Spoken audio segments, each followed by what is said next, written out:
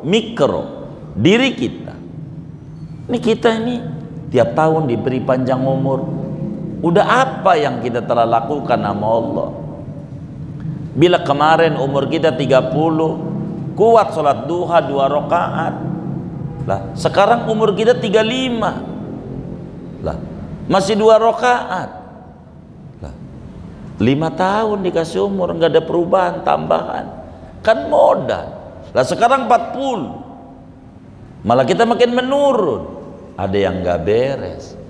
Pada hakikat kehidupan ini untuk apa kita ya?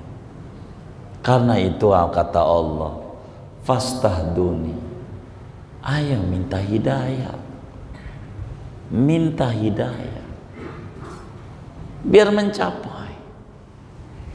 Maka dari kelas terendah, alladzina an'amta alaihim, siratal mustaqim yang bagaimana? Siratal mustaqim siratal ladzina an'amta alaihim. Sedang alladzina an'amta alaihim kelasnya ada 4. Minan nabiyyin wasiddiqin wasuhada'i wassolihin. Ini terendah soleh. Minta jadi orang soleh, itu minta hidayah. Minta jadi orang yang berkelas syuhada, minta orang yang berkelas siddiqin, kayak mereka-mereka. Kenapa? Kita butuh sama tingkatan ini. Dan tingkatan yang terendah mahabbah, itu tingkatan hidayah terendah. Terendah, nggak ada lagi sesudah Islam. Mahabbah. Karena ujungnya wahasuna ulaika rafiqa, disolihin dulu. Maka di dalam bahasa Nabi, kun aliman, kaum muslim kudu jadi orang yang alim, au muta'alliman, atau orang yang belajar, au mustami'an, atau orang yang dengar, au muhibban, atau orang yang cinta. Udah mentok. Jangan jadi orang kelima. Alim kagak, ngaji kagak, dengerin pengajian kagak, demen kagak, gedek mulai yang ngaji. Ada celaka. 12. Maka derajat yang terendah itu muhibban, cinta sama ilmu. Kita nggak mau ngaji, kasihlah yang ngaji itu minum kayak, kasih bagi aqua yang ngaji. Kita nggak bisa untuk ngaji, kasih. Cinta dulu, cinta.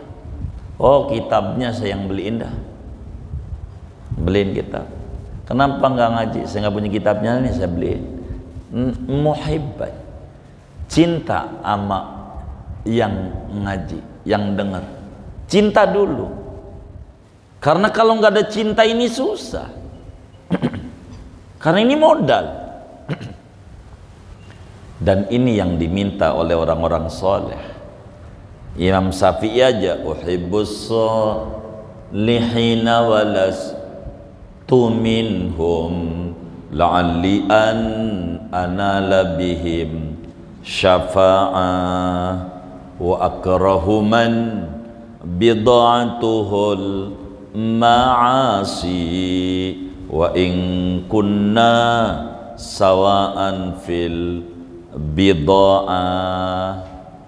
Aku cinta sama orang soleh. Imam Syafi'i padahal hafal Quran dari umur 7 tahun, hafal Muwatta umur 10 tahun, jadi mufti umur 15 tahun, hakim agung, profesor. Imam Syafi'i hafal hadis jutaan.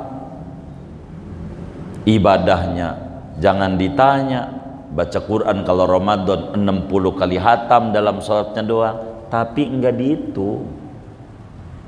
Yang dihitung, saya modalnya demen sama orang-orang baik. Kali aja dengan orang baik saya dapat syafaatnya dari orang baik. Begitu. Saya tak suka sama orang tukang maksiat, meski saya masih berlumuran kemaksiatan. Begitu. Muhibban, mahabbatus solihin. Dari demen ini pengen denger, karena pintunya ini demen dulu. Demen nih pengen denger, jadi denger runutannya. Dari denger pengen nyatet, ngaji baru tuh nyatet. Kalau nggak nyatet, enggak nyatet. Ada yang diajar dari catat ini bakal jadi alim. Kalau kita nggak nyatet, sulit kita alimnya, karena yang dipikirin banyak di hati kita, banyak. Kalau kita nggak nyatet, denger doang, sulit kita alim, karena akal kita nggak kuat untuk menampung segalanya, perlu backup. Itulah catatan, backup. Itu begitu. Kalau nggak bisa untuk ngaji, aduh mata saya sih udah rada kagak lihat, udah payah banget. Kalau mau duit jangan ditanya, kata dia gitu, jangan ditanya, itu sih masih lihat. Begitu. Udah denger aja, ente jangan ngomongin mata, denger. Ngaji nggak bayar, nggak pakai daftar, datang aja, duduk denger aja, itu gede. Denger di atas cinta. Berarti kalau mau denger ada demen pengajian. Kalau mau denger aja udah. Nggak paham, nggak apa-apa, dengernya aja udah bagus. Karena dari denger ini nanti bakal merekam. Denger begitu. Ini hidayah, ada jalurnya. Dan pintu hidayah ada 3. Allah kasih jalannya sama kita. Hidayah 3. Kalau tertutup 3-tiganya, kiamat kita. Itulah disebut kafir. Kalau 3-tiganya tertutup. Quran bilang, khatamallahu ala qulubihim wa ala sam'ihim wa ala absarihim ghisyawah. Ini udah bahaya. Jadi pintu hidayah, kolbu, dengar, mata. Maka yang pertama kali Allah cipta kita dalam perut ibu kita, yang pertama kali sesudah kita ditiupin ruh, organ kita yang dibuat oleh Allah kuping, saudara. Kuping. Kalau udah 4 bulan ke atas, kuping dulu Allah yang buat. Gitu. Ini dulu. Karena kuping ini penting. Dalam surat An-Nahl Allah bilang, Allahu akhrajakum min butuni ummahatikum la ta'lamuna syai'a wa ja'ala lakumus sam'a wal absara wal af'idah.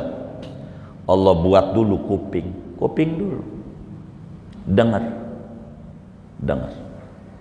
kuping buat dengar. Maka orang barat kalau hamil didengarkan lagu jazz, musik, orang barat, karena dia nggak punya Quran. Kalau orang Islam punya Quran, bacain anak, jangan di lagu-lagu dangdut. Anak tuh dengerin yang baik-baik.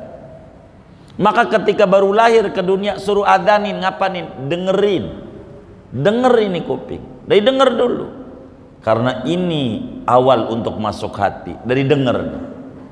Baru wal absar, mata gitu. Fi qulubihim khatamullah qulubihim wala samil absarihim. Mata enggak mau lihat kebenaran, rusak dia, rusak. Melihatnya pakai kuping, akhirnya buruk sangka sama orang. Kenapa orang buruk sangka, jelek-jelekin orang? Ngelihatnya bukan pakai mata, pakai kuping. Si anu tuh begini-begini lah, duitnya dicolong kagak, apa kagak kita gedek sama orang gitu. Sian saya sama yang benci habaib tuh, Habib Rizik kalau macam. Dia denger doang, dicolong kagak Habib Rizik duitnya, dikata-katain kagak orang tuanya, cuman denger orang kata begini-begini langsung percaya. Emang ini modal, mau ngapain? Untung juga kagak, apa kagak, mau ngapain? Ini karena kurang bisa mata melihat. Sering kita orang benci ini, benci itu, baru denger doang, belum lihat. Lihat dong, pakai mata, jangan pakai kuping. Bener enggak? Gitu. Biar kita jangan sampai jadi rusak. Karena dari mata ini bakal masuk ke mata kolbu. mata kalbu kita menolak, rusak kita. Hanya baru dengar gitu, langsung disimpulin oleh hati, mata ini salah melihat, bukan pakai mata, pakai kuping. Akhirnya hati merekam, salah menfungsikan. Banyak kita membenci orang itu karena dari kuping melihatnya, salah dalam hidup. Dan ini fastahduni, minta hidayah. Alatnya dengar, lihat, hati. Lihat, hati baru. Dan hidayah, ma'unah mufassalah, tempatnya hati. Untuk merekam ini hidayah, kita harus sering melihat. Jangan kita ngumpet, keluar. Lihat, nanti hati bakal ini. Jangan merasa yang punya masalah kita doang. Kayaknya hidup kita ini banyak masalah. Kita doang. Keluarlah, ngobrol sama yang lain. Pas ngobrol, masih mending gue ya dibanding dia. Di hatinya ngomong sih kagak, padahal bermasalah juga. Kata dia mending gue. Begitu. Akhirnya ketika dia ngobrolnya bareng-bareng, temennya datang, dengar obrolan itu lagi pada keluar, langsung aja temennya bilang di grup WA-nya, yang nggak punya beras dari teman-teman yang di grup ini, yang merasa utang belum beres, yang ada di grup ini, yang merasa ini anaknya belum beres sekolah grup ini, silahkan datang ke rumah saya jam 10 malam tepat. Mau ngapain? Kita ngeluh bareng-bareng. Gue kira gua doang, lu juga pada ngeluh. Ya ngeluh, dipikir mau dibantu, kagak. Jadi saudara, fastahduni, kita minta hidayah sama Allah. Jangan enggak minta hidayah. Sebab Allah kaya raya, qiyamu binafsihi, dan kita sifatnya iftiqar, butuh ama hidayah. Butuh ama hidayah. Bukan nikmat doang, harta doang, hidayah. Sebab ini modal. Kalau kita ada hidayah dalam hati, keuntungan besar. Kalau kita miskin, enggak ngerongrong, enggak mengeluh, tapi qanaah, merasa cukup dengan apa yang ada. Betapa Tuhan maha baik sama saya. Anak orang-orang pada masuk penjara, masuk ini, kena narkoba, kena ini. Alhamdulillah saya enggak. Ini hidayah. Dia qanaah, merasa cukup dari apa yang Tuhan beri. Kalau dia kaya, dia zuhud, dunianya enggak ditaruh di hati, sehingga dia enggak sombong. Begitu. Ini hidayah yang bimbing. Kalau dia pekerja, maka dia bekerja dengan benar, walaupun bos nggak lihat, karena ada hidayah dalam hati. Kalau dia jadi pejabat, akan sayang sama masyarakatnya. Kenapa? Ada hidayah dalam hati. Dan ini fastahduni, Anda minta hidayah, hidayah. Kita nggak bisa, bagaimana kita didik anak kita kalau nggak ada hidayah? Hidayah. Dan ini hidayah mahal, saudara, mahal. Maka modal utama cinta. Dari cinta pengen dengar, dengar pengen belajar, dari belajar terus menerus orang bakal jadi alim. Itu tahapannya. Kita nggak bisa. Ini yang paling penting dalam tahapan hidayah. Namanya hidayah maunah mufassalah, diberikan taufik, kemampuan pada ibadah kepada Allah Subhanahu wa ta'ala. Hidayah ini yang membuat orang mau berbagi. Ada orang kaya pelit, tapi ada orang miskin dermawan. Enggak, ini berbicara hidayah. Itu bukan orang kaya, tapi orang miskin berliputkan keberlimpahan rezeki, tapi miskin. berlapiskan harta. Ada orang miskin mau berbagi, sebetulnya dia orang kaya, cuman berlapiskan kekurangan. Hidayah, dan ini mahal, maka kita disuruh minta ini ya Allah. Minta ini. Kayak kita ngajar, kita nggak bisa membuat saudara-saudara paham, nggak bisa. Yang kita bisa ikhtiar, muter-muter, mengulasnya dibolak-balik, itu ikhtiar. Adapun hidayah jadi paham, jadi ngerti, itu urusan Allah. Bagaimana saudara minta sama Allah? Betul begitu. Bukan kita nggak paham. Mau yang ngaji 1, mau yang ngaji 1000, sama. Begitu. Mau 1000 nggak ngerti semuanya. 1 ngerti. 1 ini bisa punya murid 1000, sama. Kita dapat andil bagian. Ini yang paling pokok. Namanya disebut hidayah ma'unah mufassalah. Yang mufassalah bertingkat, ada yang kemampuannya di derajat soleh, ada di derajat suhada, ada di derajat siddiqin, maka bertingkat-tingkat saudara. Ada yang kemampuannya nih sholat 5 waktu doang, ada yang dikasih hidayah lebih, bukan 5 waktu, ditambah qobliyah ba'diyah yang ada 22 qobliyah ba'diyah totalnya. Ada yang ditambah di luar itu, ada tahajud, ada duha. Ini enggak sama. Walaupun umur sama, badan sama, penyakitnya sama. Begitu. Tapi enggak sama. Kenapa? Ini hidayah yang mahal. Tinggal kita. Hidayah yang mahal. Ampe baca sholawat sama Nabi butuh hidayah. Apa tuh hidayahnya? Izin Rasulullah. Orang tahu semua muslim manfaat sholawat, pentingnya sholawat. Nggak ada yang nggak tahu. Sebodoh-bodoh muslim tahu penting sholawat.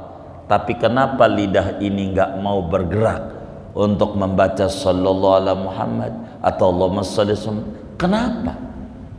Karena memang butuh hidayah ma'unah mufassalah, yakni izin Rasulullah. Kata Rasul, ya Rabb, si anu tuh saya izinin untuk menyebut-nyebut nama saya, maka mudah kita baca sholawat. Kata Allah, kata Rasulullah, ya Allah, saya nggak izinin si anu tuh, maka nggak mau kita baca sholawat. Nggak mau.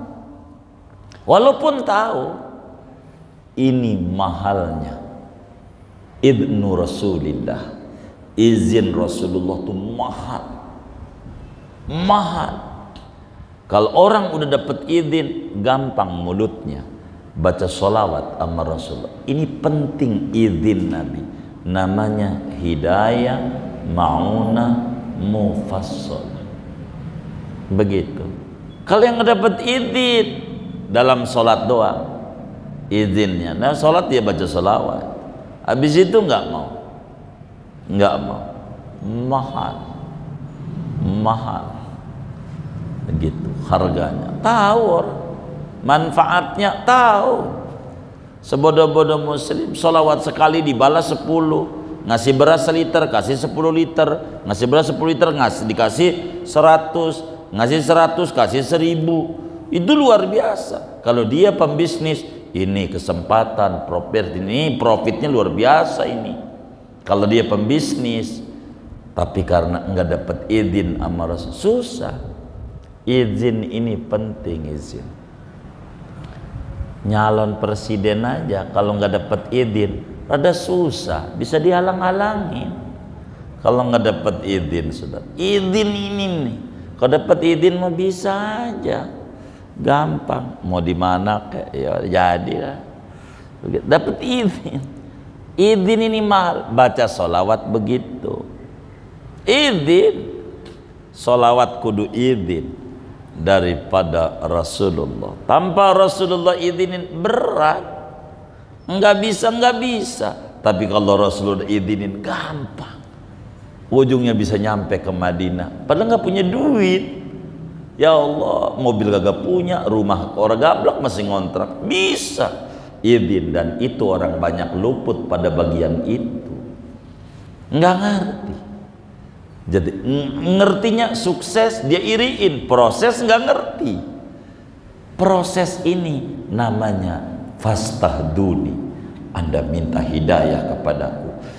Ini menunjukkan hadis ini betapa semua makhluk tanpa terkecuali di dalamnya ada kita butuh ama Allah, butuh ama Allah, butuh ama Allah, butuh.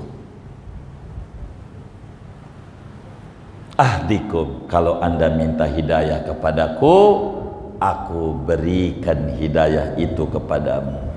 Sejauh mana kesiapan kita mintanya, sebanyak itu hidayah akan diberikan kepadanya. Maka berbeda-beda tingkatan orang. Ada Imam Bayyumi, karena minta hidayahnya banyak, sehari kalau lagi malesnya baca salawat sama Nabi 100.000 kali. Itu lagi males. Membayyumi yang punya doa, ya Rabbana a'tarafna bi annana naqtarafna wa annana asrafna, namanya Habib Abdullah bin Husain bin Tahir al-Haddad. Kalau lagi malas 25.000 kali lagi malesnya. Kalau enggak malas lebih dari itu. Begitu Imam Haddad yang ratibnya dibaca kaum muslimin, baca dalail sehari. Kalau lagi malas 10 kali hatam sebuku, 10 hataman sebuku, bukan sehizib, bukan wiridan hari Kamis sampai 10 kali, bukan, sebukunya, sebuku 10 kali. Kenapa?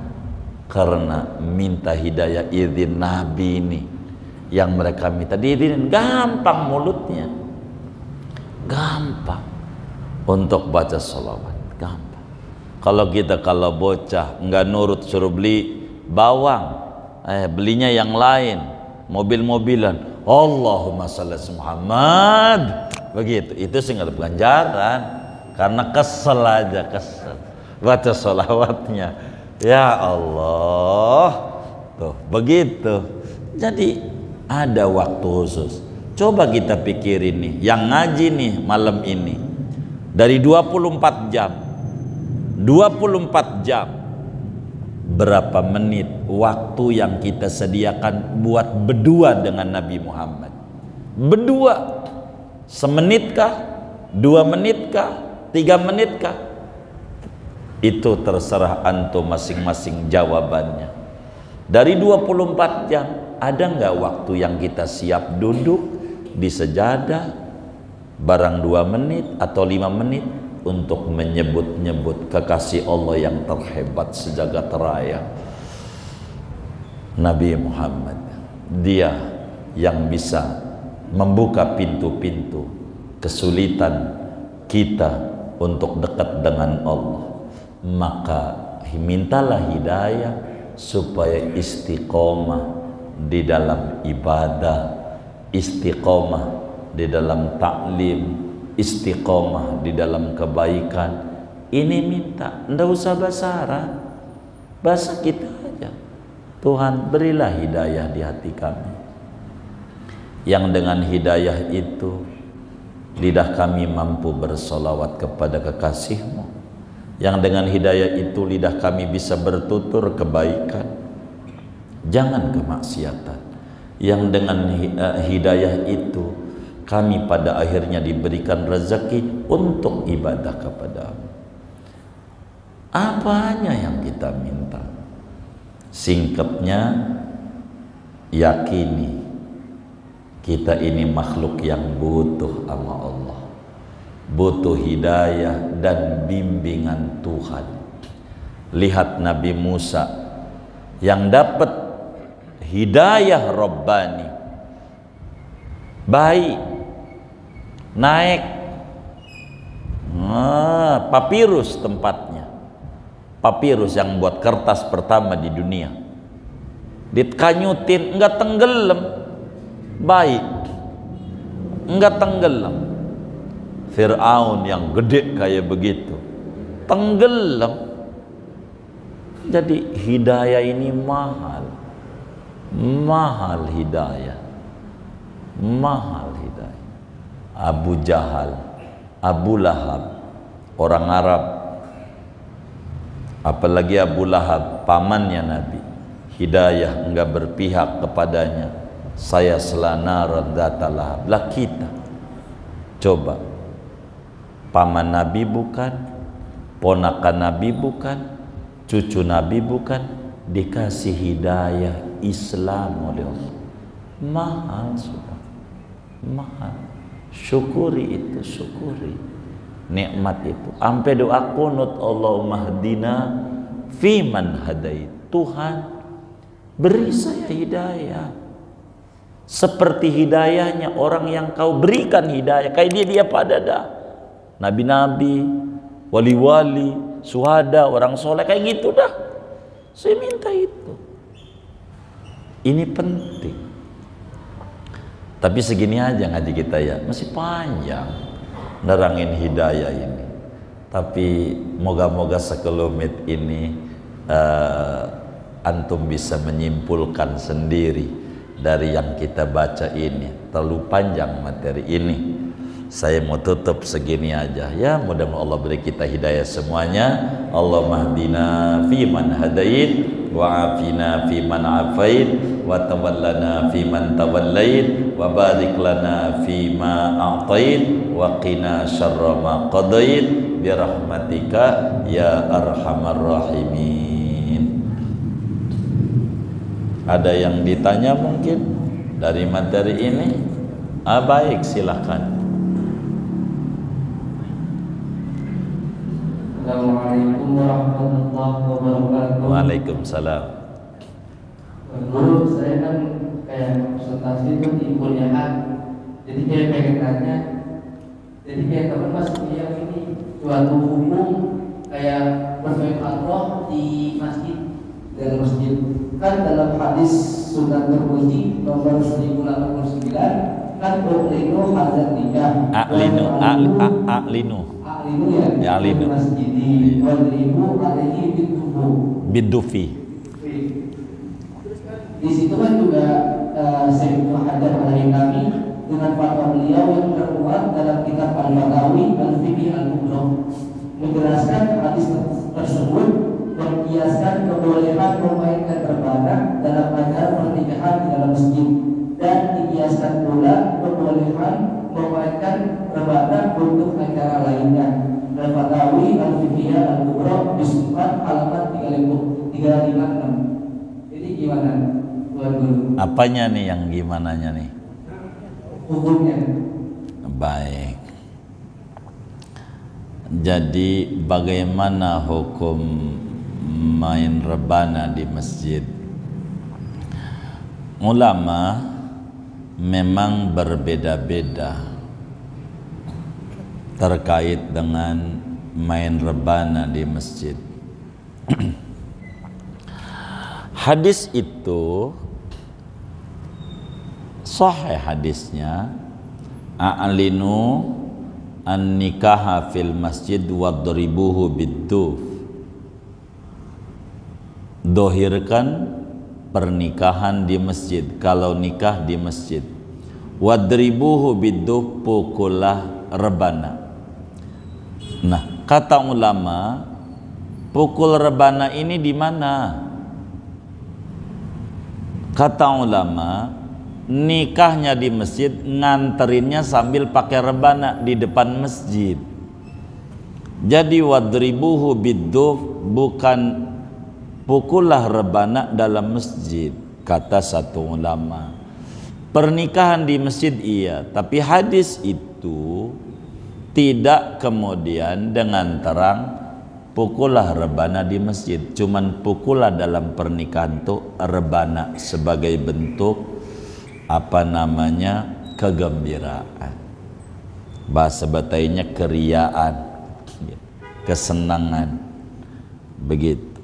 Jadi sehingga hadis itu disoroti oleh ulama berbeda. Ada ulama melarang untuk di dalam masjid, karena hadis itu tidak menyuruh dalam masjid, hanya nyuruh nganterin. Biasanya yang dilakukan orang-orang tukang rebana, kiai turun dari mobil diarak pakai rebana sampai depan masjid, dalam masjidnya enggak. Itulah wadribuhu bidduf, kata satu ulama. Sehingga ada ulama yang melarang untuk kerebanaan di dalam masjid. Itu ada. Dari hadis itu juga sama hadisnya, cuman berbicara pemahaman. Dan ini ulama yang melarang ini banyak, semacam mufti besar Yaman, Al-Imam Jamaluddin Muhammad Al-Ahdan, di dalam kitabnya Umdatul Mufti wal Mustafti, saya lupa, ada 2 jilid, di jilid 2 kayaknya, takut lupa sayanya, tapi ada di situ. Kata beliau, ndak usah di dalam, di luar saja, halamannya aja, karena hadis ini menerangkan tentang itu. Begitu. Kedua, ada ulama, ada burung di masjid berkicau, enggak apa-apa, enggak ditegur sama Nabi gitu. Ya itu kicau burung kan sama nyanyi juga, jadi enggak apa-apa main rebana di dalam masjid begitu. Karena burung berkicau aja di masjid, boleh. Jadi ada ulama yang melarang, ada ulama yang membolehkan. Tinggal kita gitu, mau ikut yang mana, itu terserah kita cenderungnya. Hadratus Syekh Muallim Syafi'i Adami mencontohkan dengan perbuatan. Sepanjang yang saya ikuti beliau ngadain maulid di halaman sekolah, tidak di dalam, ngadainnya. Jadi mau rebanaan sepuasnya di halaman masjid, puasnya. Nggak pernah dipakai masjidnya kalau ngadain maulid, selalu di lapangan. Beliau tidak berkata haram dalam, nggak ngomong juga, tapi beliau lebih memilih nampaknya kehati-hatian, udah depan situ aja, begitu. Depan situ aja sampai wafatnya beliau. Tapi beliau bila ada di masjid ada orang rebanan enggak ngelarang, enggak. Tapi beliau tidak mau ngadain kayak begitu. Jadi ini berbicara hadrah di masjid. Jadi ala kulli hal terserah kita mau ikut yang mana begitu, mau ikut yang mana. Terkait dengan alat sima, alat musik itu begitu. Jadi tadi ada disampaikan dari Ibnu Hajar itu yang disampaikan dalil-dalil yang membolehkan. Ada banyak yang melarang juga begitu, melarang bukan zikirnya, ini hadrahnya begitu. Ada. Jadi terserah kita mau ikut yang mana, kira-kira begitu. Mau ikut yang membolehkan silahkan. Ada juga banyak yang nyontohin gitu. Ada yang melarang, ya ada juga, dan banyak begitu. Banyak ulama itu tulis begitu, ndak kasih ada. Jadi intinya mana kita punya cenderung ikut ama yang boleh atau ikut yang melarang. Maka dua-duanya ulama silahkan kita ikut. Saya mau lebih pengen hati-hati, enggak dah kita takut di akhirat kalau kata Allah boleh kan nggak ngadain nggak apa-apa, Kalau Allah larang repot juga. Ada namanya ngambil preventif, silahkan begitu ya. Mana aja ikhtilafu ummati rahmah, perbedaan daripada pandangan ulama-ulama Islam merupakan kasih sayang besar dari Allah. Jadi silahkan saja, kalau boleh banyak itu dicontohkan nama kiai-kiai itu, dan yang melarang juga ada dan dicontohkan juga oleh kiai-kiai begitu. Sebab hukmu alatil malahi dalam madhab Syiah adalah hukmul majlis. Hukum alat musik itu mengikuti hukum majelisnya. Artinya acara apa yang dibaca. Kalau yang dibaca yang bagus-bagus nggak apa-apa. Kalau yang dibaca yang nggak bagus, menimbulkan syahwat, mengajak orang jauh dari Allah, itu dilarang begitu. Ada yang kaya-kaya begitu. Jadi enggak apa-apa. Kalau cara ngerayu anak-anak untuk mau dia injak masjid dengan cara begitu, ya silahkan. Begitu supaya mau juga akrab dengan masjid. Jadi intinya ulama berbeda pendapat, berbicara hadran di masjid. Ada yang bilang boleh, ada yang bilang enggak boleh. Masing-masing punya sandaran dalil begitu. Dan silahkan kita masih ulama, ikut ulama enggak salah, kurang lebih begitu. Wallahu a'lam. Kenapa ini?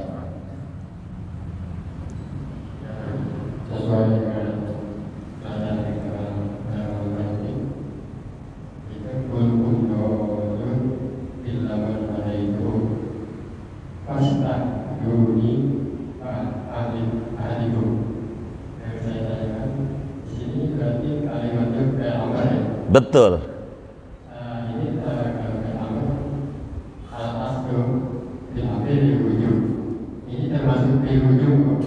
Baik. Fastahduni namanya segat amr.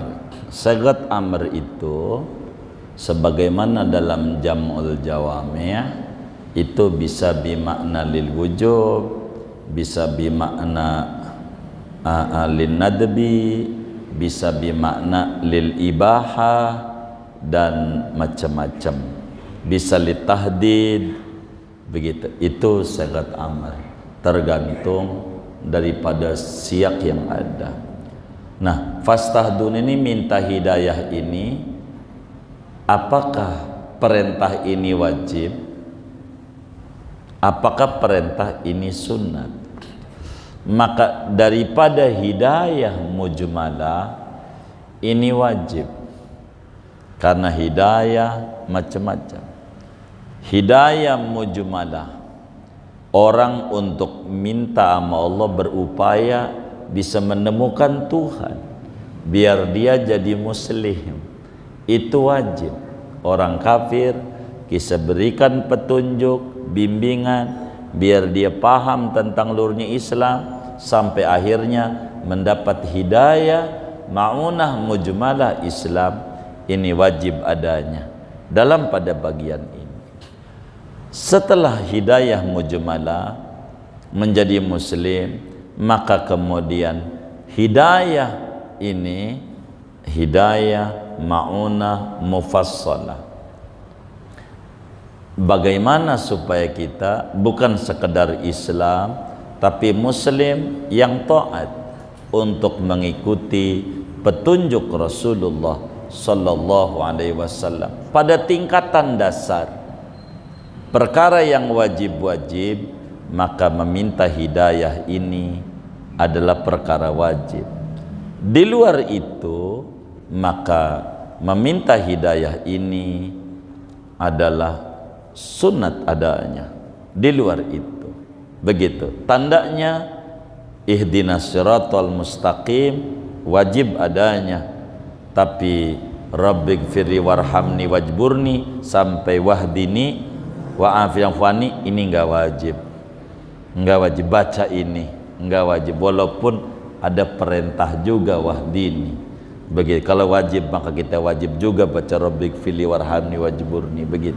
Sehingga maka tingkatan hidayah ini secara umum wajib kita minta hidayah sama Allah dengan tingkatan-tingkatan hidayah. Jangan berhenti minta hidayah, minta ditingkatkan nama Allah, sebab Allah rafi'ud darajat, yang bisa mengangkat derajat orang. Oleh karena itu maka fastahduni adalah sagat amr, ini perintah secara umum lil wujub. Wajib kita minta hidayah, wajib kita minta hidayah supaya Allah berikan kita hidayah. Maka hidayah jangan ditunggu. Dari sini kita bisa pahami kelirunya teman kita waktu diajak sholat. Bang, sholat juga di Al-Ma'ruf, ini kan masjid udah bagus, wakaf daripada saudara-saudara abang juga, buyut-buyut nyangkong sampingnya apanya, ayolah ke masjid. Lo jangan ajak-ajak gua ke masjid, entar juga kalau gua dapet hidayah gua ke masjid tanpa lu suruh gitu. Ini namanya keliru. Hidayah nggak datang dengan sendiri. Hidayah itu kudu dicari. Makanya Allah bilang fastahduni, mintalah hidayah. Maknanya cari tuh hidayah, nggak datang dengan ojok-ojok, enggak. Semuanya proses untuk supaya dapetin hidayah, berproses. Tanpa itu sulit gitu, sulit. Maka ketika ada seorang kiai ditanya, Kiai, kenapa orang-orang kampung nggak diajak ngaji? Ajak dong ngaji pada, begitu. Amat tuh si kiai. Dia jawab, saya sulit mengajak orang buta untuk melek. Sulit. Maka si buta ini kudu berobat dulu, biar dia melek. Baru gampang ngajaknya yang melek. Jawabannya begitu. Artinya betapa hidayah harus diminta, dan minta hidayah ini wajib adanya secara umum. Cuman ada tingkatan. Nah, di bab tingkatan ini nih yang bakal tidak wajib. Contoh, hidayatut taubat. Hidayah taubat. Nah, hidayah taubat kita minta sama Allah biar diberikan hidayah biar kita mau taubat. Wajibkah? Tingkatan pertama wajib, yaitu taubat dari dosa. Ini wajib dan kita minta ini nih, namanya hidayatut taubat tingkat pertama. Di luar ini taubat daripada maksiat gitu, itu wajib. Ada tingkatannya, taubat daripada yang makruh, ninggalin sunnah-sunnah qobliyah ba'diyah, taubat. Ini enggak wajib. Di luar makruh, berlebihan nama yang mubah. Apa nih berlebihan mubah? Nih, ini nggak wajib. Pada bagian ini fastahduni. Makanan nih udah lengkap. Ada nasi, ada ayam, ada tempe, ada apa lagi ya, sop iga. Cuman masih juga nanya, ini sambelnya mana? Ini aja bagi orang yang tingkatannya tinggi, ngomong begitu doang taubat. Saya udah salah, nikmat begitu banyak nggak kelihatan, begitu. Yang kelihatan nanya sambal. Tuh orang tuh yang masih begitu tuh belum zuhud, belum zuhud, masih nanya sambal mana, makanan udah ada. Pokoknya yang ada di depan udah makan aja, jangan tanya, udah diem aja. Nah, pada bagian ini namanya taubat berlebihan dari yang mubah. Sampai pada tingkatan taubat takut sedetik nggak ingat Allah. Itulah taubatnya Rasulullah. Takut doang, khawatir doang. Maka Rasulullah istighfar 100. Ayuhan nas tubu ilallah fa inni atubu ilaihi kulla yaum mi'ata marrah. Wahai manusia, ayo pada taubat sama Allah. Saya taubat sama Allah 100 kali. Taubat apa? Nabi, dosa nggak ada, tobat khawatir, takut sedetik lupa sama Allah, itu aja tobat. Nah pada bagian ini nih nggak wajib. Kalau wajib dosa mulu kita ini. Itu. Jadi ada tingkatannya, sebagaimana warok tingkat awam, warok tingkat khos, warok tingkat khosatul khosa, khawasul khawas namanya. Tingkatan warok bagi tingkat dasar warok, jangan ngambil yang haram. Kita nggak ngambil yang haram selama hidup, berarti kita udah masuk warok tingkat dasar yang wajib. Di atas ini jangan ngambil yang subhat, khawatir terjebak pada yang haram. Ini sunat perjalanan spiritual. Ini udah tinggi, belum, masih ada lagi. Meninggalkan kebanyakan yang halal, khawatir terjebak pada yang subhat. Ini lebih tinggi lagi kelasnya. Nah pada bagian-bagian ini minta hidayahnya tidak wajib pada hidayahnya. Nah masing-masing punya kelas, masing-masing punya kelas masing-masing. Maka kita mintalah sama Allah dengan cara mujahadah, sebab waman jahada fina lanandiyannahum subulana. Siapa orang mujahadah, gigih untuk minta hidayah kepada Allah di jalan kami, nescaya kami berikan hidayah. Jadi ada bagian-bagian tingkat dasar ini wajib kita, ada yang sunat-sunat untuk kita ambil, itu hidayah, biar kita kelasnya sangat tinggi dari umur yang ada. Kurang lebih demikian. Wallahu a'lam bishawab. Sudah ya, kita baca Fatihah.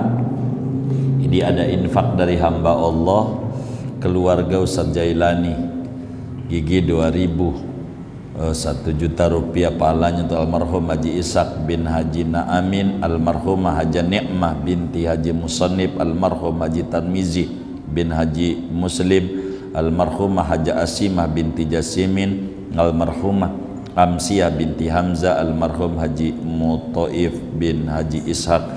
Ini dari hamba Allah. Kita doakan mudah-mudahan infak-infaknya diterima oleh Allah, diganti berlipat-lipat ganda, diberikan rezeki yang luas, yang halal, yang barakah, disehatkan zahir batinnya, diri keluarga.